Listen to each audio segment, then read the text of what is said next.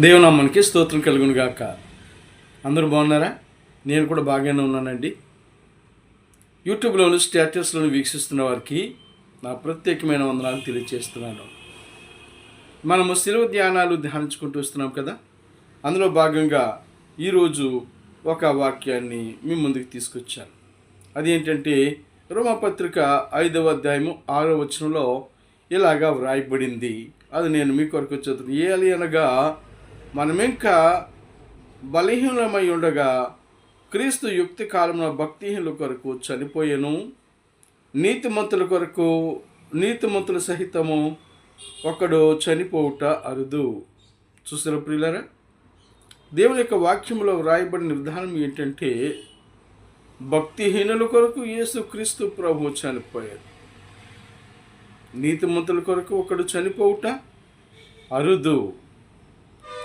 అంటే నీతిమంతుల కొరకు ఎవరు చనిపోకలేదండి. ఎందుకంటే ఎవరు నీతిమంతులు కానందువలనే నీతిమంతుడైన యేసు క్రీస్తు ప్రభు ఈ లోకానికి రావడం జరిగింది. ఎందుకు అనంటే దేవుని వాక్యం చెప్తుంది, నీతిమంతుడు ఒక్కడును లేడు ఒక్కడును లేడు అని చెప్తుంది వాక్యం. కనుక ప్రియులరా, యేసు క్రీస్తు ప్రభు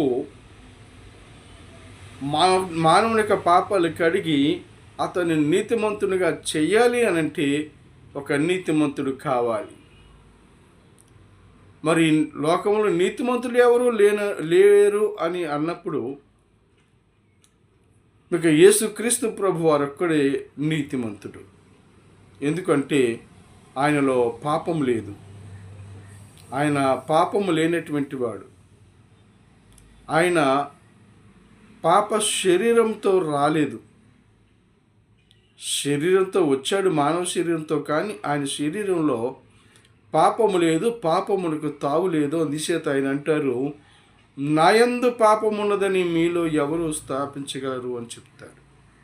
కనుక ప్రియులరా, పాపము లేనివాడే నీతిమంతుడు. ఆ నీతిమంతుడే యేసుక్రీస్తు ప్రభు.